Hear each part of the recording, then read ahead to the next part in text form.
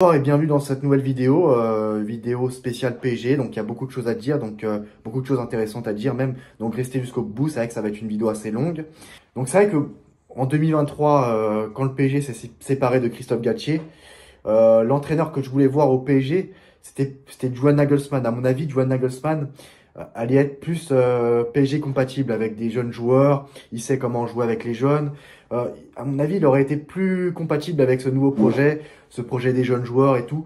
Enfin, c'est l'entraîneur que je voulais voir au PSG plutôt que Luis Enrique, parce que Luis Enrique, finalement, en plus, là, il est en fin de contrat en 2025. Donc, ça veut dire que là, il peut se barrer en fin de saison libre, hein, parce que ça parle de prolongation de contrat, prolongation de contrat.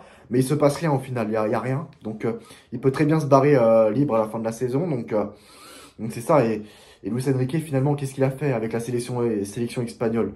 Possession stérile, il s'est fait éliminer au tir au but contre le Maroc en huitième de finale de Coupe du Monde 2022. Il a réussi à aller jusqu'en finale de Ligue des Nations. Contre la France, il a perdu, d'accord.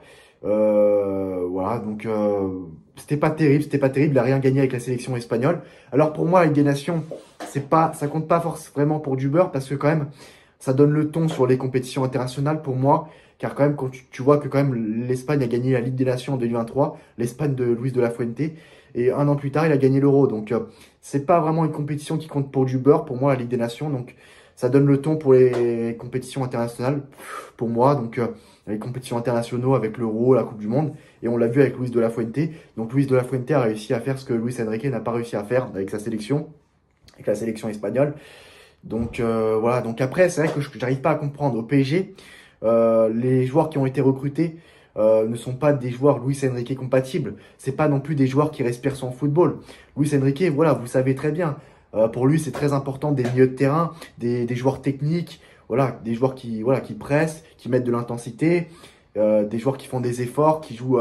Voilà, la star, c'est lui, c'est pas les joueurs. Donc pas d'ego, voilà, l'ego, bah, le seul ego, c'est lui, forcément. Donc voilà, comme je viens de le dire. Donc c'est ça. Et là, il y a pas beaucoup de joueurs qui sont Luis Enrique compatibles. Donc pourtant, ça fait deux mercatos d'été que Luis Enrique est là. Un mercato d'été où lui a donné le ton, quoi. En 2023, ça comptait pas parce que c'est vrai qu'il y a des joueurs qui ont été recrutés par le PSG en 2023, c'était avant son arrivée. Là, cette année, il était là. Il était là. Et je comprends pas le recrutement. Je comprends pas du tout. Et je ne suis pas le seul, bien sûr. Je vois pas des joueurs Luis Enrique compatibles. J'ai la dalle. Alors le mec, il est passé quatrième dans la hiérarchie.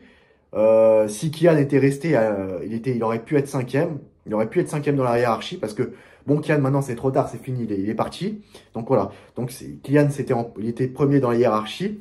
En deuxième, il y avait Ramos, mais Ramos s'est blessé. En troisième, il y a Asensio. Ok. En quatrième, il y a Kanguinni. Et en cinquième position, bah j'ai la dalle. Donc c'est bon, le mec il va se casser en cet hiver, c'est plus possible. Donc donc je vois pas des joueurs Luis Enrique compatibles. C'était pareil, Luis Enrique, il gonflait les pecs contre Kylian, qui était en fin de contrat. Alors c'était facile de faire ça quand il était en fin de contrat. Mais s'il lui restait 2 ans de contrat, 2 ans de contrat ou 3 ans de contrat, enfin peu importe, il aurait jamais fait ça. Pour moi, j'en suis sûr et certain qu'il aurait jamais fait ça. Donc voilà, donc il aurait jamais fait ça. Et en plus de ça, même en étant en fin de contrat, le mec n'a pas réussi à le mettre sur le banc tout le restant de la saison. Ça a été compliqué. Il aura fait la misère là avec l'histoire de Monaco, les tribunes et tout. Même comme ça, c'était très compliqué. Donc c'est bon, faut arrêter avec ce coach qui vit pour les caméras, ses documentaires. Et bien sûr, les joueurs comme Warren et tout, qui au lieu de se concentrer sur les réseaux sociaux, sur le football, se concentrent sur les réseaux sociaux, des documentaires et tout.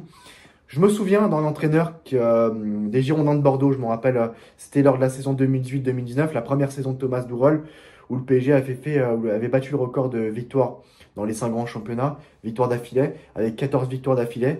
Et c'est les Girondins de Bordeaux qui ont mis fin à cette série de victoires, malheureusement pour le PSG. C'était un entraîneur qui avait mis de l'intensité, qui avait rentré dedans sur le PSG, qui était rentré dedans, quoi, sur le PSG, quoi. Donc il avait dit, voilà, faut leur rentrer dedans. Donc c'est-à-dire que le PSG, contre les blocs bas, ils ont du mal. Contre les équipes qui leur rentrent dedans, ils ont du mal. Donc il n'y a toujours pas de progression par rapport à ça, que ce soit avec Thomas Tuchel, avec Mauricio Pochettino, avec Christophe Galtier, avec Luis Enrique ou Unai Emery. C'est compliqué, c'est très compliqué pour ce PSG-là.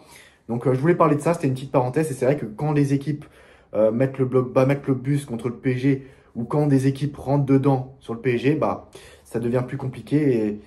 Et ça, c'était une déclaration assez intéressante. Et là, le PSG, là pour moi, ça devient très compliqué. La guerre est totale pour moi entre Luis Enrique, les médias, la direction, les joueurs et tout ça, tout ça. Donc, ouais, donc c'est très compliqué.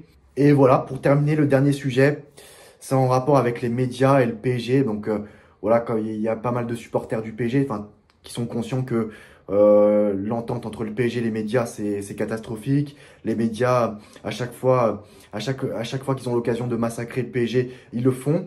Et pour moi, à juste titre, donc, voilà, donc quand bah, le PSG en fait donne le bâton pour se faire battre, donc ils savent très bien que les médias, à chaque fois qu'il y a des contre-performances en Ligue des Champions et dans d'autres compétitions, ils seront là pour les massacrer. Et pour moi, c'est normal car le PSG aussi, c'est à eux de faire en sorte de faire taire les médias, chose que n'arrive pas à faire le PSG. Chaque saison, c'est de pire en pire en Ligue des Champions et tout ça. Les entraîneurs passent. Euh, donc c'est ça. Donc pour moi, les médias, je suis ni d'un côté ni de l'autre, mais pourquoi les médias aussi s'acharnent contre le PSG comme ça? C'est parce que le PSG n'est pas performant. Les attentes qu'on a, que tous les observateurs de football ont pour le PSG sont très élevées. Et malheureusement, le PSG ne répond pas à ces attentes-là. Donc c'est ça. Donc pour moi, les médias ont raison de s'acharner sur le PSG. Donc je donne raison aux médias. Attention, je suis pas dans leur camp. Je suis ni de, voilà, comme j'ai dit plus tôt, je suis ni d'un camp ni du camp du PSG, ni du camp des journalistes. Donc, mais c'est vrai que pour moi, les médias ont raison. Le PSG, chaque année, c'est de pire en pire en Ligue des Champions. Les remontadas, les désillusions et tout. C'est les scénarios cauchemardesques. C'est de pire en pire. Et pour moi, les médias ont raison de fracasser le PSG. Donc, c'est au PSG de faire fermer la bouche aux médias c'est pas demain qu'on verra ça. C'est pas demain qu'on verra ça. Donc, voilà, de toute façon, on sait qu'il y a un mercato en janvier. D'ailleurs, on va y revenir. Un mercato d'hiver. Voilà, comme vous le savez tous. Donc, une information est sortie. Donc, c'est une information PSG Inside Actu. Donc, c'est un insider du PSG assez fiable sur X, Twitter, anciennement Twitter. Donc c'est une confirmation selon lui. Donc, le PSG disposé à payer la clause libératoire de Vitor Gyökeres pour le mercato d'été 2025. Pourquoi pas à l'hiver en 2025, en janvier.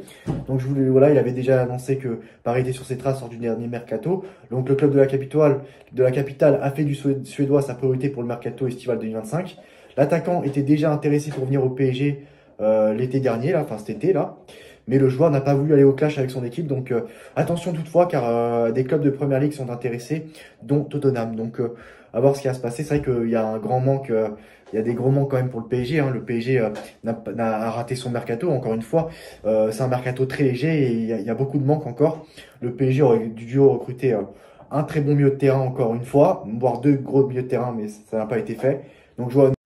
Voilà, ça va être très simple. Dans le football, que tu sois un président, un entraîneur, un directeur sportif, un joueur de football, soit tu es compétent, soit tu ne l'es pas. Par exemple, on l'a vu au Barça, à Liverpool, voilà, Juan Laporta. Voilà, eux savent manager des clubs de football. Les dirigeants de Manchester City savent manager un club de football. Nasser Al-Khelaifi ne sait pas manager un club de football. Voilà, c'est bon maintenant. Vous avez eu vos stars, vous avez eu vos jouets, vous avez eu votre vitrine Qatar. Voilà, la Coupe du Monde de U22. Maintenant, arrêtez de prendre ce club en otage. Laissez ce club tranquille. Vendez maintenant, allez-vous-en. Voilà, laissez place à d'autres nouveaux investisseurs qui savent manager un club de football. De toute façon, ce club, c'est n'importe quoi. Chaque année, c'est de pire en pire, les désillusions. Voilà, Liverpool, c'est un club qui sait réfléchir, qui sait un organigramme. Ils savent, voilà, je l'ai dit à plusieurs reprises, mais c'est n'importe quoi, de toute façon, ce coach. Et depuis la Pro Final 8, depuis la finale de la Ligue des Champions contre le Bayern Munich, là, vraiment, la descente aux enfers a commencé. Même si avant, il y avait beaucoup de mauvais choix. Mais c'est depuis cette période-là que ça a commencé. Ça a s'accélérer dans le sens négatif du terme, quoi.